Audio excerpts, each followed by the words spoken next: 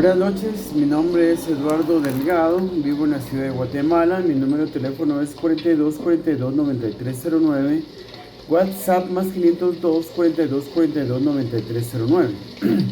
Hoy es el día sábado 29 de junio 2024 y son exactamente las 9 de la noche con 12 minutos. Y esta noche vamos a hablar acerca de el Evangelio de la Prosperidad. Vamos a hablar del Evangelio de la Prosperidad. Yo nunca me he interesado por averiguar qué es el Evangelio de la Prosperidad. Lo que yo siempre he entendido es que esto se ha vuelto muy famoso últimamente, el famoso Evangelio o Teología de la Prosperidad. Se habla mucho acerca de esto, pero me doy cuenta que la gente no sabe ni qué es. La gente en realidad solo escucha hablar de dinero en la iglesia o escucha la palabra prosperidad en la iglesia, que una persona, un pastor hable de prosperidad en la iglesia. Ya la gente dice, se está hablando de la teología de la prosperidad, solo porque mencionó la palabra prosperidad o solo porque habló de dinero. Ridículo. La gente no sabe lo que quiere decir, lo que es realmente el Evangelio de la Prosperidad o teología de la prosperidad. No lo saben, no lo entienden. Solo se les ha enseñado a estar en guardia. Hermanos, si usted escucha la palabra prosperidad en la iglesia, si su pastor menciona la palabra prosperidad, salga corriendo de esa iglesia. Porque esa no es una buena iglesia, porque no se predica la sana doctrina. Hay mucha confusión con respecto a este tema, por eso lo vamos a hablar. En primer lugar, vamos a empezar leyendo lo que dice Wikipedia acerca de la teología de la prosperidad o el Evangelio de la prosperidad. Miremos lo que dice Wikipedia con respecto a la teología de la prosperidad.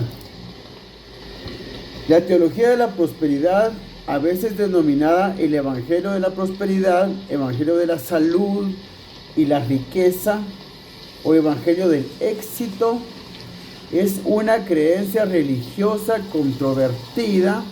Acordemos que esta es una fuente no religiosa. Esta es una fuente, Wikipedia es una fuente no religiosa, es una fuente secular. Es una creencia religiosa controvertida que sostiene que la bendición financiera y el bienestar físico son siempre la voluntad de Dios para ellos y que la fe, el discurso positivo y las donaciones a causas religiosas aumentarán la riqueza material de uno. La teología de la prosperidad ve la Biblia como un contrato entre Dios y los humanos. Si los humanos tienen fe en Dios, Él les dará seguridad y prosperidad. La doctrina enfatiza la importancia del poder personal, proponiendo que es la voluntad de Dios que su pueblo sea bendecido. Proponiendo que es la voluntad de Dios que su pueblo sea bendecido.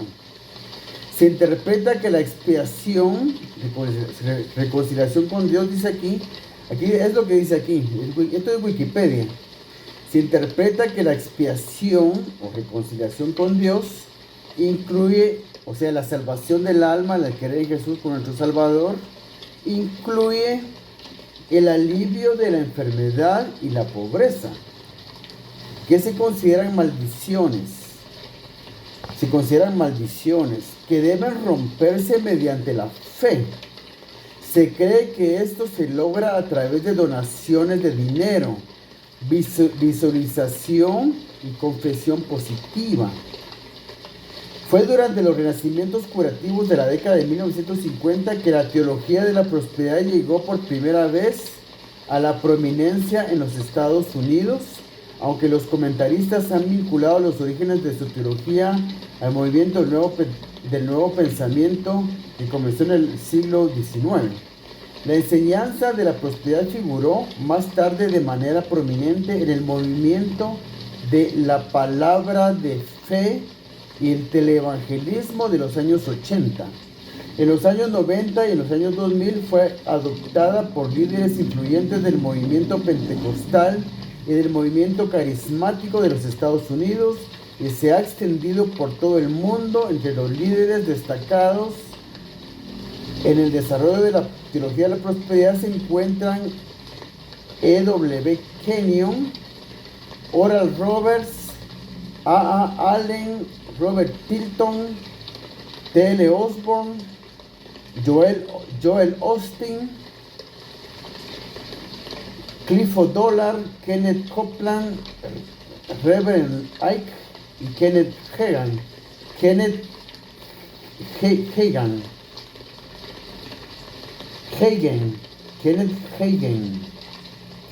Hagen. Bueno, entonces la teología de la prosperidad ha sido criticada por líderes de varias denominaciones cristianas, tanto protestantes como católicas, incluso dentro de los movimientos pentecostales y carismáticos, que sostienen que es irresponsable al establecer la riqueza como solución a todo problema humano. Sostienen que es irresponsable predicar esto al ofrecer la riqueza como solución a todo problema humano. Promueve la idolatría hacia el dinero, fomenta el pecado capital de codicia y es por último contraria a las enseñanzas de la Biblia. Bueno,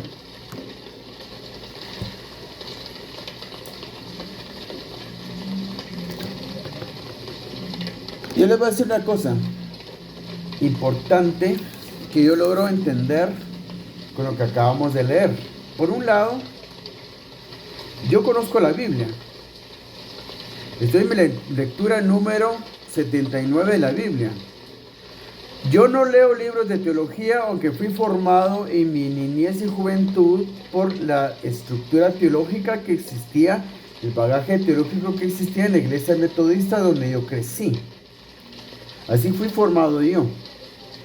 Ahora en mi edad adulta, yo desde hace 23 años empecé a leer la Biblia por mí mismo, para conocerla. Descubrí que muchas cosas que me habían enseñado en la iglesia donde yo crecí estaban equivocadas. Lo más básico no, la salvación, la fe, los bautismos, todo eso. Yo fui bautizado en la iglesia metodista, la iglesia metodista primitiva de Guatemala. Entonces lo más básico que enseña la Biblia se me enseñó bien, pero ciertas cosas no estaban bien. Y también descubrí que hay muchas cosas que están en la Biblia no se enseñan en la iglesia metodista. Hay muchas doctrinas que no son aceptadas en la iglesia metodista, porque es una iglesia ultraconservadora. Entonces, yo he estudiado los principios bíblicos que generan prosperidad financiera en la Biblia durante 23 años, porque yo empecé un estudio exhaustivo, una lectura intensiva de la Biblia, tratando de solucionar un problema, el único problema que yo tenía, porque yo siempre he sido feliz, siempre he tenido mucho amor, he tenido una gran familia, he recibido mucho amor, he sido privilegiado fui privilegiado con padres amorosos, y mi familia, pues, mi familia siempre me ha hecho muy feliz. Yo crecí siendo muy feliz, siempre he sido feliz. Lo único que a mí me ha hecho falta siempre ha sido dinero. Así crasamente, dinero. Es lo único que a mí siempre me ha hecho falta. Entonces, yo quería solucionar ese problema en mi vida. Yo dije, si soy cristiano, soy hijo de Dios, ¿por qué tengo que ser pobre? Empecé entonces a buscar en la Biblia qué podía yo, digamos, yo sabía que yendo a la Biblia, a la presencia de Dios, debía yo de poder resolver este problema de la pobreza en mi vida. Y no solo en mi vida, sino en general en el mundo. Por eso fue que empecé a estudiar la Biblia con intensidad, tratando de conocer la voluntad de Dios con respecto de esto. Encontrar la solución con respecto de esto. ¿Qué decía Dios? ¿Qué me podía hacer Dios a mí con respecto a este asunto? Y sí, el Señor me fue abriendo, el Señor me dio conocimiento acerca de esto. Estamos hablando de 23 años de estudiar principios bíblicos que generan prosperidad financiera. Estamos hablando de que estoy en mi lectura número 79 de la Biblia completa. Estoy en mi lectura número 79 de la Biblia completa. Me toca Filipenses. Ya voy a terminar otra vez la lectura de la Biblia, porque de Filipenses para arriba uno se va rápido. Ya de aquí 3-4 días termino la Biblia otra vez. Pero ahorita no he terminado mi lectura número 79. He leído la Biblia completa 78 veces. Ahora, de lo que acabamos de leer, de la definición que tiene, que es muy aceptable en realidad, la definición que tiene aquí Wikipedia acerca de la teología de la prosperidad, que es el primer contacto que yo tengo con estos conceptos porque no los he estudiado. Yo nunca he estudiado la teología de la prosperidad. O sea, ¿qué dice tal pastor, tal evangelista, tal teleevangelista acerca de la prosperidad? No lo sé. Nunca lo he escuchado.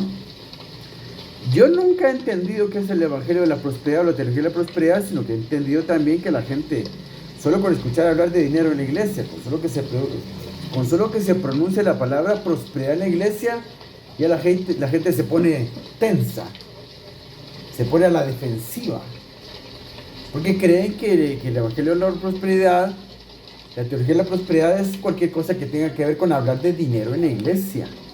Eso no puede ser. Si la Biblia nos instruye para administrar el dinero conforme a la voluntad de Dios. O sea, la Biblia nos instruye para administrar el dinero conforme a la perfecta voluntad de Dios. La Biblia nos instruye para convertirnos, para hacernos, para formarnos como buenos administradores de los bienes materiales que Dios pone en nuestras manos. Entonces, como la gente ya está a la defensiva con respecto de la teología, porque digamos, se predica con respecto a la teología de la prosperidad como que es algo que de plano es falso. Es una falsa doctrina, una mala doctrina. Ya no se le presta atención a lo que estos pastores dicen, los que predican de la prosperidad financiera. No los escuchan, no llegan a llegar al punto de escuchar qué tienen ellos que decir, porque para uno entender bien las cosas hay que escuchar primero, ¿verdad? Por otro lado, los pastores de iglesias conservadoras son los pastores y teólogos y ancianos y gente madura en las iglesias conservadoras son los que más se oponen a la predicación de este tipo de temas. El problema es que nunca van a la Biblia a ver qué la Biblia dice acerca de este tema. Nunca toman los pasajes bíblicos, los versículos de la Biblia que usan los que predican de la teología de la prosperidad. Nunca vienen a analizarlos, a entenderlos, a compaginarlos con el resto de las escrituras. Nada en la Biblia se tiene que sacar de contexto. Hay que estudiar todo el contexto de la Biblia para estudiar. Miren, para estudiar cualquier tema, eso me lo enseñó el Señor. Para estudiar cualquier tema de la Biblia o cualquier tema de que uno quiera saber algo, usted tiene que contemplar, compaginar, armonizar todo el contexto de la Biblia, desde Génesis hasta Apocalipsis. No es exagerado, por eso el Señor me dijo a mí, desde el principio que empecé con este estudio, me dijo, mira, tienes que leer la Biblia. Tienes que leer la Biblia, tienes que leer la Biblia. Eso me puso a leer la Biblia intensivamente. Porque para entender un concepto de la Biblia, una verdad bíblica,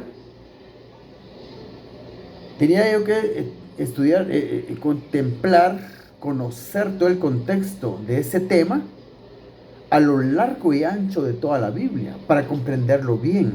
Es lo que estos pastores y teólogos no hacen. Por ejemplo, un pastor, digamos, de la iglesia presbiteriana, que además es teólogo, doctor en teología. ¿Qué va a hacer él para saber del tema? Si existe o no, estudiar si existe o no algo que la Biblia diga acerca de prosperidad financiera. ¿Qué va a hacer él? Va a ir a sus libros de teología. Va a ir a consultar con sus libros de teología. No va a ir a la Biblia. En los libros de teología no va a encontrar nada porque los libros de teología no están todos los temas de la Biblia. En los libros de teología no está la totalidad del consejo de Dios. No está la totalidad de los temas que están en la Biblia. El bagaje teológico existente por lo menos en la iglesia evangélica, desde la fundación de la iglesia, principalmente el bagaje teológico existente desde la reforma protestante del año 1517, no están todos los temas. Si un pastor quiere saber de prosperidad financiera o principios bíblicos que generan prosperidad financiera, tiene que ir a la Biblia, porque en el bagaje teológico existente desde la reforma protestante de 1517 no hay nada. No hay nada. Es que en la teología, en el bagaje teológico existente, no están todos los temas contemplados en la Biblia. Si esta persona va a estudiar, o cualquier persona quiere saber de prosperidad financiera, principios bíblicos que generan prosperidad financiera, yendo a buscarlos en libros de teología, no va a encontrar nada. Ahí no hay nada. Todo esto está en la Biblia, pues no van a la Biblia. Y por eso estoy haciendo este video, para que quedemos claros que estas personas que hablan en contra de la prosperidad financiera bíblica, supuestamente bíblica, no van a la Biblia a cotejar los conceptos. No van a la Biblia. Ya no saben cómo ir a la Biblia, porque se han formado con puros libros de teología. No saben cómo encontrar una verdad en la Biblia. Ya no saben creer en la Biblia. No saben ya cómo tomar la Biblia. Si tomarla como verdad, cuando contradicen los conceptos que se les han enseñado en el seminario teológico. Cuando la Biblia contradice lo que se les enseñaba a una persona cristiana en la iglesia, esa persona ya no sabe ni qué hacer cuando lee la Biblia. Mejor ya no la lee, porque se encuentra en un dilema. Dice, bueno, a mí me enseñaron tal cosa que en la iglesia, pero aquí en la Biblia dice una cosa diferente. En la Biblia aquí dice una cosa bien diferente. No, de plano que lo estoy interpretando mal. No, ya me confundí. Sí, lo estoy interpretando mal porque en la iglesia me enseñan otra cosa. Porque ellos saben. El pastor estudió teología 20 años. Tiene 30 años de ser pastor. No, yo de plano que me equivoqué, porque yo estoy leyendo aquí en la Biblia una cosa que es diferente a lo que me dice el pastor. Ya la gente no sabe creer en la Biblia. Ya no pueden creer en la Biblia. Tienen miedo de creer la Biblia. Pastores, teólogos, ancianos, diáconos, gente común y corriente de la iglesia, ya no se animan, ya no se atreven a creer lo que la Biblia dice. A ese punto patético hemos llegado. Tenemos miedo de creer la Biblia. Por eso cuando los pastores, teólogos, ancianos de las iglesias o simples cristianos quieren saber de este tema de la prosperidad financiera, no van a la Biblia porque dicen, no, es que no, los pastores dicen otra cosa y si yo leo la Biblia me voy a pensar otra cosa, me voy a confundir. A mí la iglesia, el pastor me va a regañar a mí porque voy a hablar una cosa diferente y toda la iglesia cree una cosa diferente. Les da vergüenza. Les da vergüenza confrontar a la gente, al pastor, a los ancianos, a toda la iglesia, confrontarlos con la verdad de la Biblia, porque se avergüenzan de la Biblia. La Biblia les da vergüenza. De lo que acabamos de leer, de lo que dice Wikipedia de la prosperidad financiera, de la teología de la prosperidad, yo miro aquí que algunas cosas sí son verdad y algunas cosas no son verdad. Por ejemplo, aquí dice, vamos a leer un poco más de aquí y después vamos a ir a la Biblia. La teología de la prosperidad, a veces denominada el Evangelio de la prosperidad, Evangelio de la salud y la riqueza, o Evangelio del éxito, es una creencia religiosa controvertida que sostiene que la bendición financiera y el bienestar físico son siempre la voluntad de Dios para ellos. ¿Eso sí es verdad? ¿Eso sí es verdad? Eso sí es verdad.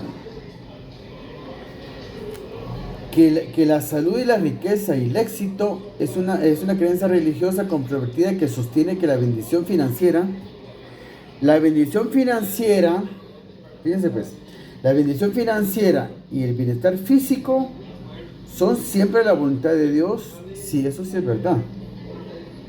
Siempre va a ser la voluntad de Dios que yo tenga victoria en mi trabajo.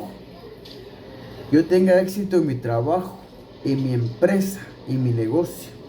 Sí es la voluntad de Dios que a mí me vaya bien en lo financiero. Sí es la voluntad de Dios que yo tenga salud. Fíjense pues. Yo no creo que yo quiera ir más lejos con esto. Porque la verdad es que usted solo va a conocer la verdad cuando vaya a la Biblia. Usted, creyente, usted cristiano, usted pastor, usted anciano, usted nuevo creyente, usted debe saber que solo puede conocer la verdad sobre cada tema de la Biblia cuando usted mismo vaya a la Biblia y la crea, tenga el valor de creer lo que ella dice. Es hasta entonces cuando usted va a conocer la verdad. Yo no creo que quiera adentrarme mucho en esto porque es muy largo. Eso llevaría muchas horas a analizar todo esto. Pero que lo que sí quiero dejar claro, aunque sea solo eso que le quede de este video, es que sí, efectivamente, sí es la voluntad de Dios, como dice aquí, es una creencia religiosa controvertida que sostiene que la bendición financiera, fíjense pues, sostiene que la bendición financiera y el bienestar físico son siempre la voluntad de Dios. Para ellos, para los creyentes. Eso sí es verdad, que siempre es la voluntad de Dios la bendición financiera y el bienestar físico para sus hijos. Eso es verdad. Leamos la tercera epístola del apóstol Juan. Tercera epístola del apóstol Juan. Tercera epístola del apóstol Juan. Tercera de Juan dice, versículo 3 dice, fíjense lo que dice.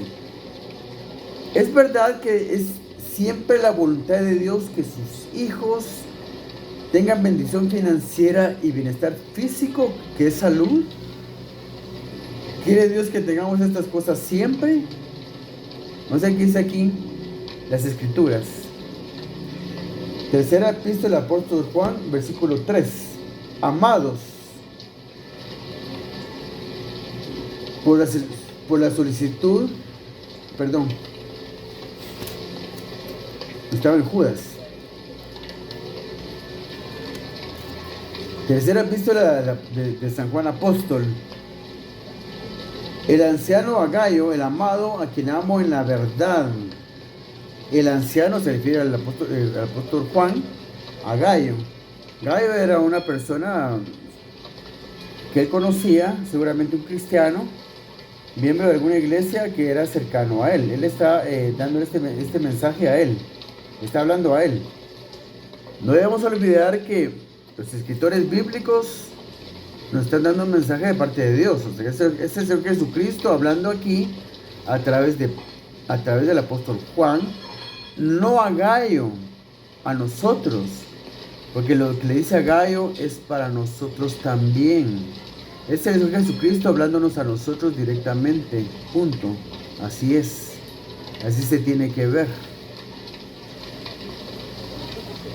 El anciano Agayo, el amado a quien amo en la verdad.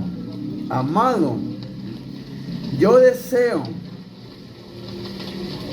¿Quién desea esto? ¿Juan o Jesús? Es el Señor Jesucristo que desea esto. No solamente para Gayo, sino para todos sus seguidores, para todos sus hijos. Es algo que Dios desea para todos sus hijos. Amado, yo deseo que tú seas prosperado en todas las cosas. Fíjese, pues. O sea, ya más claro no puede estar. Amado, yo deseo que tú seas prosperado en todas las cosas y que tengas salud. Ahí viene el bienestar físico. Bendición financiera y bienestar físico son la voluntad de Dios siempre para sus hijos. Bendición financiera y bienestar físico es la voluntad de Dios siempre para todos sus hijos. Amado, yo deseo que tú seas prosperado en todas las cosas, en general todas las cosas, y que tengas salud, así como prospera tu alma. Es la voluntad del Señor que nuestra alma prospere. ¿Cómo prospera nuestra alma? Nuestra alma prospera en tiempo de lectura de la Biblia, en tiempo de oración y en ofrendar a Dios y dar ayuda a las personas necesitadas. El mensaje principal de la Biblia con respecto a las cosas que nosotros tenemos que hacer, con respecto de cómo tenemos que vivir después de ser salvos, lo más importante que la Biblia, que Dios nos quiere enseñar, es cómo tenemos que vivir después de ser salvos, es ofrendar a Dios y dar ayuda a las personas necesitadas. Eso es verdad. Porque si se dan cuenta ustedes, y perdón por decir esto a todos los católicos, la Iglesia Católica tiene una teología retorcida, lejos de la Biblia. ¿Por qué la Iglesia Católica tiene 120 millones de seguidores y la Iglesia Evangélica tiene solo 800 millones? Cuando se supone que la Iglesia Evangélica tiene mejor teología, mejor conocimiento, mejor práctica de la Biblia que los católicos. ¿Por qué la Iglesia Católica se mantiene existiendo ya un mejor mensaje dentro de la Iglesia Evangélica? ¿Por qué se sostiene la Iglesia Católica? ¿Por qué sigue existiendo todavía? Es porque ellos practican algo que los evangélicos no practican, que es la caridad. En la Iglesia Católica es muy importante la caridad. Se refiere a ayudar al prójimo. En la Iglesia Católica se enseña mucho acerca de esto. Acerca de la caridad, ayudar al prójimo, al necesitado. Se enseña mucho en la Iglesia Católica. Y por eso es que, como ellos también lo practican, se les enseña a sus feligreses a practicarlo. Por eso es que la Iglesia Católica se mantiene. Porque tiene muy buena enseñanza con respecto a la práctica de ayudar a las personas necesitadas. Lo que no se hace en la Iglesia Evangélica. Eso no se enseña en la Iglesia Evangélica. Metódicamente, estrictamente, nos enseña como una ley fundamental en la práctica del vivir del cristiano, del Señor de Jesús. No se enseña como una práctica regular, estricta, en la Iglesia Evangélica. En la Iglesia Católica sí se hace. Entonces, en este pasaje, y con esto voy a concluir, que el Señor Jesucristo nos enseña que Él desea que nosotros seamos prosperados en todas las cosas. El Señor Jesucristo quiere que nosotros seamos prosperados en todas las cosas y que tengamos salud, así como prospera nuestra alma. O sea que nuestra prosperidad en todas las cosas y nuestra salud están condicionados al crecimiento, a la prosperidad de nuestra alma. La prosperidad de nuestra alma. Nuestra alma prospera. Cuando nuestra alma prospera, prospera todo lo demás. Para que nuestra alma prospere, tenemos que tener un amplio conocimiento de la Biblia y una consistente práctica de sus mandamientos para que nuestra alma prospere. Cuando nuestra alma prospera en la práctica de los principios bíblicos, todo lo demás prospera. En las leyes del reino de Dios, lo que se predica, lo que nosotros tenemos que predicar al mundo son las leyes del reino. Y las leyes del reino en el reino de Dios, nosotros vamos a vivir en el reino de Dios cuando practicamos las mismas las leyes del reino de Dios, que son las leyes fundamentales, los mandamientos de la Biblia. Pero cuando nosotros crecemos en esta práctica de la Biblia, y el ofrendar a Dios, dar ayuda a las personas necesitadas, nuestra alma es que va prosperando. Para que nuestra alma prospere es importante leer mucho la Biblia, leerla todos los días y orar todos los días, ofrendar a Dios, dar ayuda a las personas necesitadas. Sin estas cosas que acabo de mencionar, nuestra alma no va a prosperar.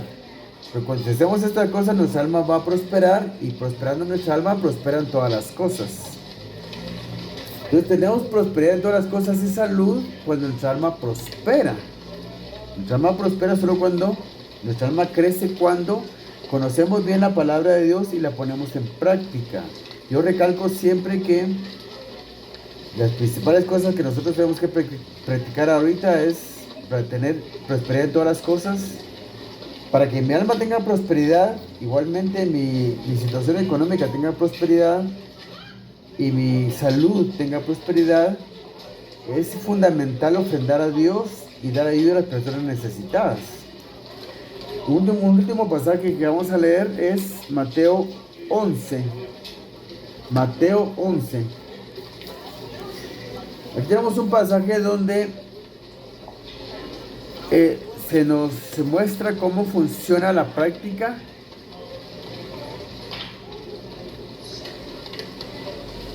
cómo se tiene que ver la práctica, qué resultados tienen que haber en la práctica en la puesta en práctica de las leyes del reino, que son los mandamientos de la Biblia. Son todos los mandamientos la ley del reino de Dios, son todos los mandamientos de la Biblia. Cuando practicamos los mandamientos de la Biblia, obedecemos los mandamientos de la Biblia, todos ellos, además de ofrendar a Dios y dar ayuda a las personas necesitadas, que eso es muy importante, pero todos los demás también, todos los demás mandamientos de la Biblia, vivimos dentro del reino de Dios porque estamos poniendo en práctica las leyes del reino. Entonces vivimos dentro del reino de Dios aunque estemos aquí en la tierra. Cuando no obedecemos las leyes del reino de Dios, los mandamientos de la Biblia, vivimos fuera del reino de Dios. En este pasaje que vamos a leer, vamos a ver cómo se tiene que ver cuando se predica verdaderamente las leyes del reino de Dios, los mandamientos de la Biblia. Cuando Jesús terminó de dar instrucciones a sus 12 apóstoles, a sus 12 discípulos, se fue de allí a enseñar y a predicar en las ciudades de ellos. Al oír Juan, se refiere a Juan el Bautista, al oír Juan en la cárcel los hechos de Cristo, le envió 2 de sus discípulos para preguntarle: ¿eres tú aquel que había de venir o esperaremos a otro? Respondiendo Jesús les dijo: id y haced saber a Juan las cosas que oís y veis. Los ciegos ven, los cojos andan, los leprosos son limpiados, los sordos oyen, los muertos son resucitados, y a los pobres les es anunciado el evangelio. Y bienaventurado es el que no haya tropiezo en mí. Entonces aquí vemos que en el reino de Dios no hay enfermos y no hay pobres, porque aquí dice que a los pobres les es anunciado el evangelio. Dice: los ciegos ven, los cojos andan, los leprosos son limpiados, los sordos oyen, los muertos son resucitados, y a los pobres les es anunciado el evangelio. En el reino de Dios no hay enfermedad y no hay pobreza. Entonces, dentro de las leyes del reino de Dios que tenemos que predicar, que están en la Biblia, que son parte de lo que tenemos que ir a predicar a todas las naciones, son las leyes del reino, y las leyes del reino nos hacen vivir en bendición y en salud. Cuando practicamos las leyes del reino, que son los mandamientos de la Biblia, vivimos en bendición financiera y vivimos también en salud. Eso es lo que la Biblia dice. Entonces,